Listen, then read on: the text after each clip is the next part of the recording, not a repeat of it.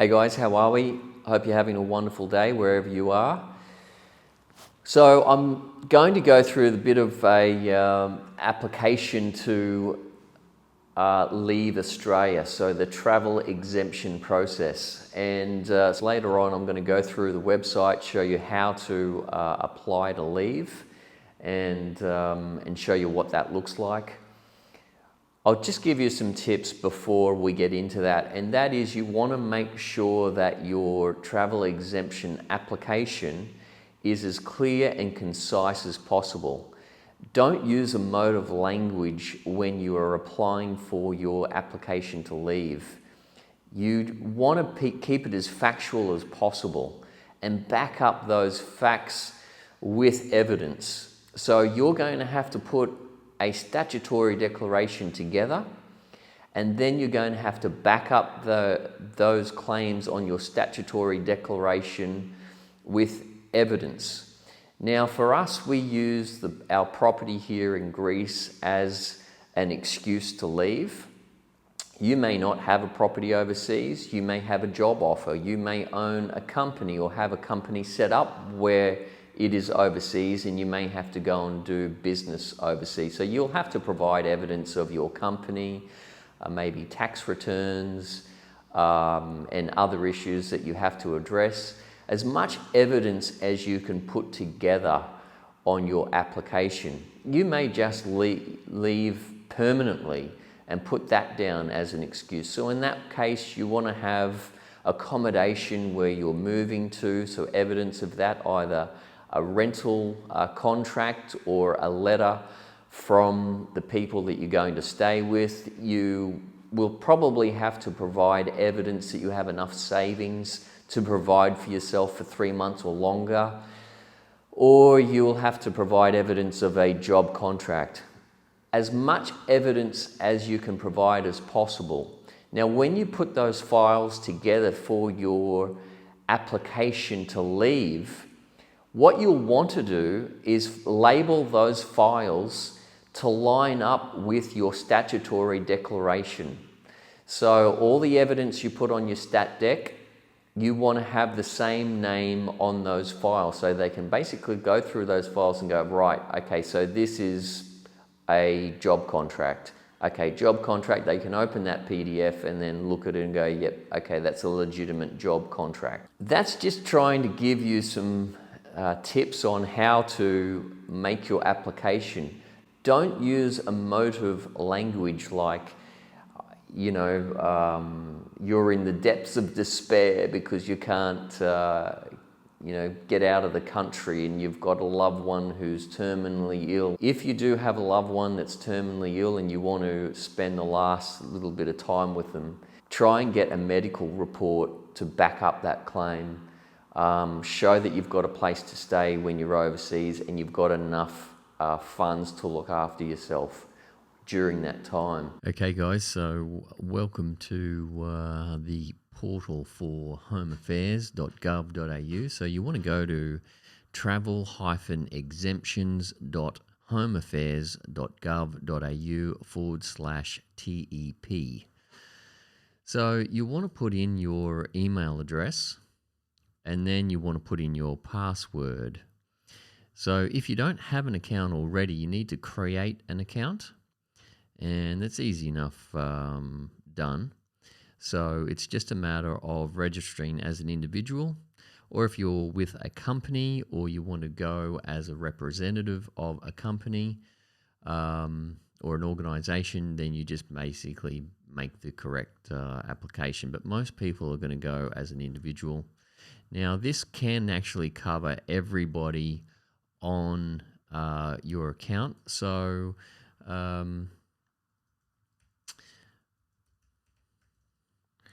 we just put this in.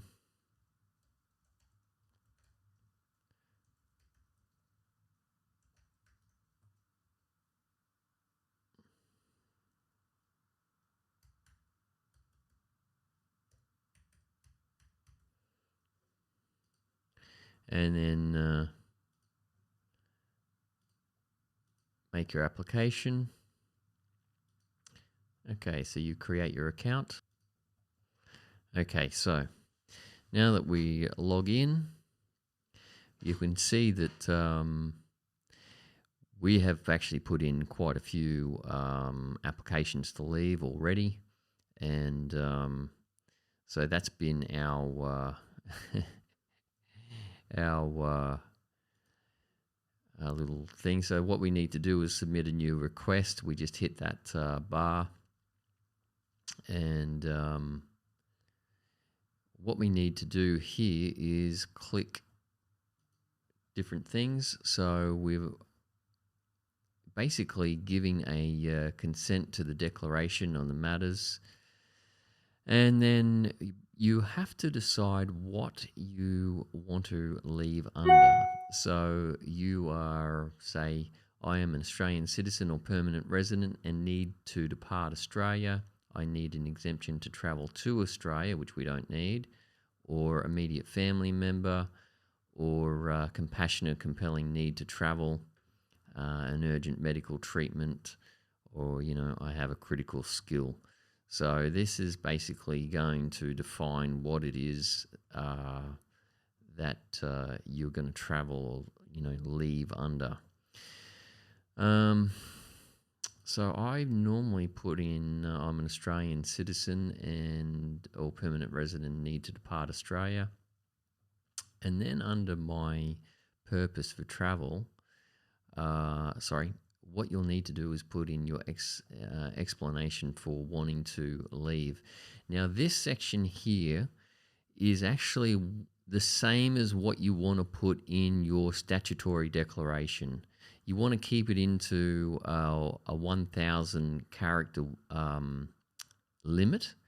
Doesn't mean that your stat dec has to do that, but you need to just make sure that you're keeping it fairly clear and concise, and taking the very elements out of your statutory declaration and putting that into this section here. The clearer and more concise you can make it, say, for example, I need to urgently leave to travel to the United States to, deal with certain business issues regarding employees or whatever it is, or, supply chain issues or warehouse issues, whatever it is that you've got to apply for, or you need to urgently leave to help a loved one who's terminally ill or sick overseas. Whatever that purpose is, you want to make it as clear and concise as possible. So you just put down whatever it is that you've got to put.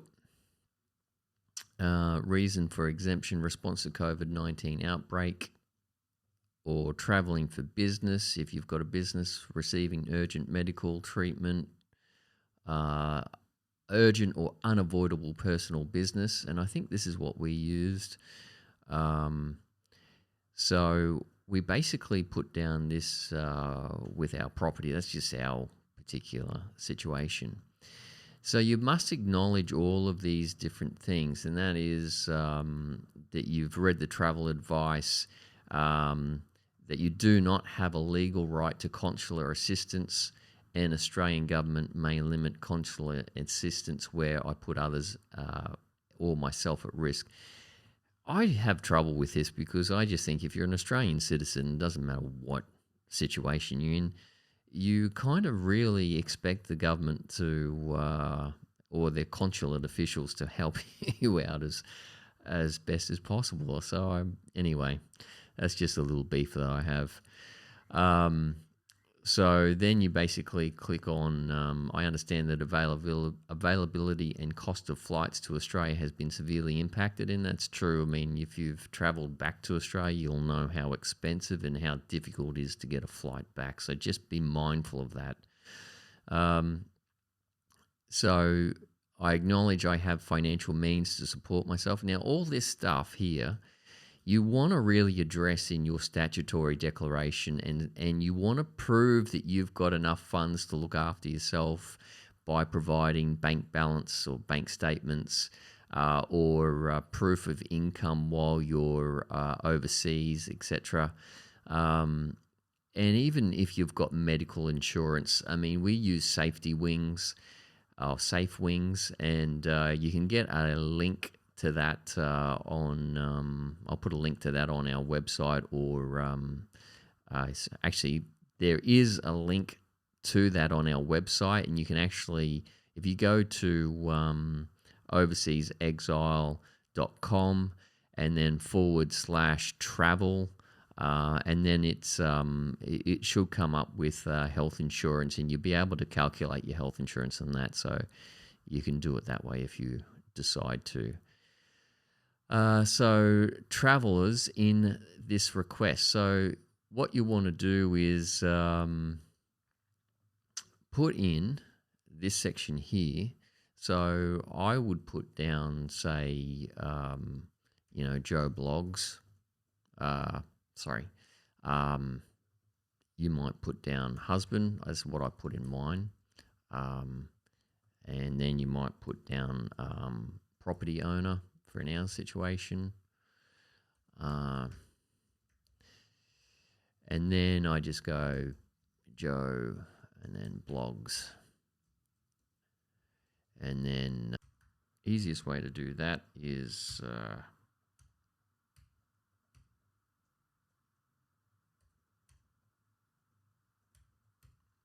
okay. Country of residence. Now, for this, I put down Greece because we've got Greek PR. So that's what we put down. If you're living permanently in Australia, then you would put down, Australia. Now, here you basically want to put down your passport number. And make sure, when you're doing this, make sure you've got at least 6 months or more left on your passport. It's going to create problems for you if you have less than 6 months on your passport. So you just basically put down your numbers. I'll put down some random numbers, passport, and then you'll say Australia because it's an Australian passport, I'm assuming, or it could be a UK passport. A lot of people from the United Kingdom in Australia. And so additional information for your passport. I'm not quite really sure what that is. I don't think you would need that to fill that out. Anyway, Australian visa status. So you are an Australian citizen, I'm assuming. So you basically fill out if you've either got, if you're a citizen, it's not required. If you're a visa holder, you need to put that down. And it's going to ask you, if you say put down your visa, then you need to put down your visa status and client identification number. Now, my wife is a permanent resident. And so I had to get all that information on what sort of class of PR she was under and what her client number is. So you'll need that if you're going to put that in. If you're an Australian citizen, it's not required. So why is a visa not required? I'm an Australian citizen, so or a New Zealand citizen. So it's virtually the same thing nowadays, isn't it? Vaccination information is, so as you can see, it's not mandatory, and they're saying that it's for statistical information, and I just put down unvaccinated. And this sort of stuff here is when, so you've had your first and then second. And you might even have a booster, I don't know, but they'll ask you for that. So you want to add that in.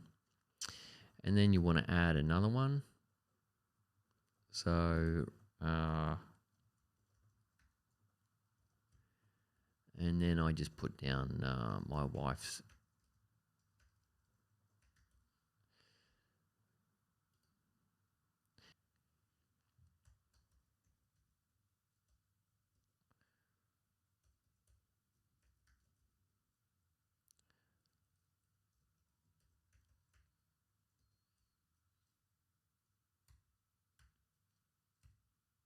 So you just put down the date of birth.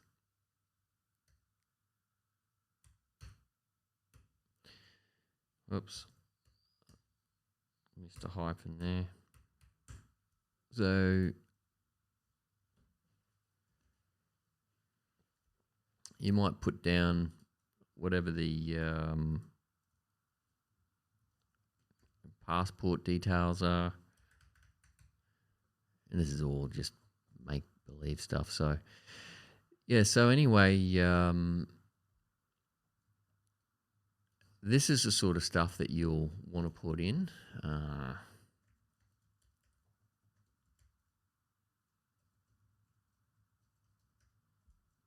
And that's what I put on the. So you'll want to put down.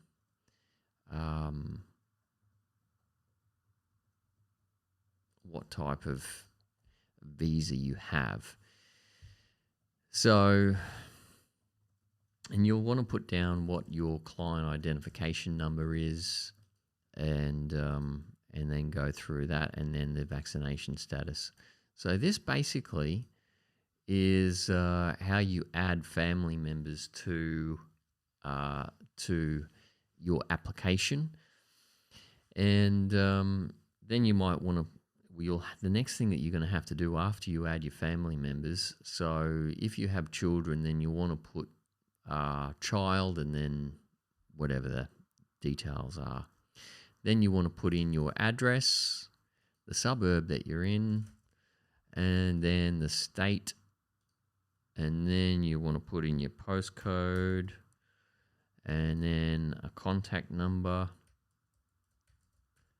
and then now, if you have not yet booked a flight, please enter unknown. Okay, so you can put in unknown. As I said, when you're doing your stat deck and you want to provide evidence, you can take, a screenshot of the intended flights that you're going to take, and go down that direction. It just makes it a bit easier. Do you intend to return to Australia? And we just put no, because we didn't intend to, return anytime soon. So, and then you basically put your departure place. And for this, we just basically put down where we were going. So that was Greece. So here, so you've got to put your supporting documents in. So every request for a travel exemption should be supported by relevant and appropriate documentary evidence. All documents must be in English. Now, one of the things that you could face, if particularly, say, for example, you've got a document that is in a foreign language, like, property documents or employment contract. What I did with that was basically got onto Google Translate. I held the document underneath the camera, and you just hold it there for a second, and it will actually translate the wording into English and superimpose that over the text, so it looks like the actual document is written in English.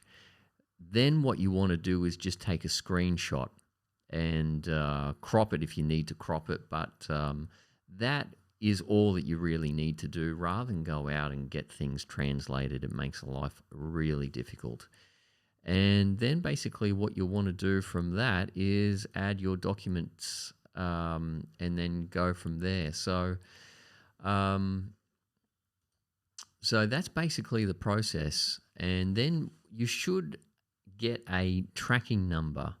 They will give you a tracking number with this application, and you'll be able to see where it is along the line. Now, depending on how busy it is, it could be 24 hours, it could be, a week, 2 weeks. I think most of the time we waited about 5 days. And as I said, if you're not successful the first time, just go over what it is that you've put on there, and just make sure that everything lines up, that you've got your files to or file names to line up with your evidence that you've put on your statutory declaration. Now, the stat dec, you're basically going to have to get that printed off, and you can download the statutory declaration, and that's like a PDF, and then you can basically just take that to, Officeworks or another printing company if you don't have a printer. Get a couple of them printed off, and write out your statutory declaration. Then you're going to have to basically go to a justice of the peace, or you could go to a police station. There's a whole heap of different people who can witness you signing it. So don't sign it before you have someone to witness you signing that document. They need to witness you signing that statutory declaration. And then you want to basically scan it or take a photo of it with your phone and submit that with your application. So you can see that down here. You can add all your documents, and as I said, you can add all your documents and you just go through one after another. Now, the easiest thing to do with adding documents, put it on your desktop and create a file. And on that, you might put statutory declaration and supporting documents as the file name. And then what you'll do is when you need to add your attachments, you basically go straight to your desktop, open that file, and then you can click and go through those files one by one and upload them. And it's a bit of a process, but keep that on file, have everything organized and in one place. And as I said, try and label your file names to line up with the evidence you've put on your statutory declaration. Keep it unemotive. You just want to keep it factual and clear and concise. And because the people that are evaluating this are going to look just for evidence and supporting documentation. They're not going to let you go overseas if you can't support yourself, and then you're going to find yourself in trouble. So you need to prove that you've got enough funds to look after yourself, or you've got a job either online or lined up for yourself overseas. So anyway, guys, I hope that helps you and finds you well. And hopefully that was as clear and concise as possible. I know a lot of people have had trouble with how to add loved ones to the application and what role in the travelling party. I mean, what does that mean? So I just put down husband and then, property owner, wife, property owner, and then given names, Joe blogs, and all that sort of information that they require. If you've got a child, then you put down child, and then upload your passport. Well, they'll have access to your passports anyway. So anyway, guys, hope you're well.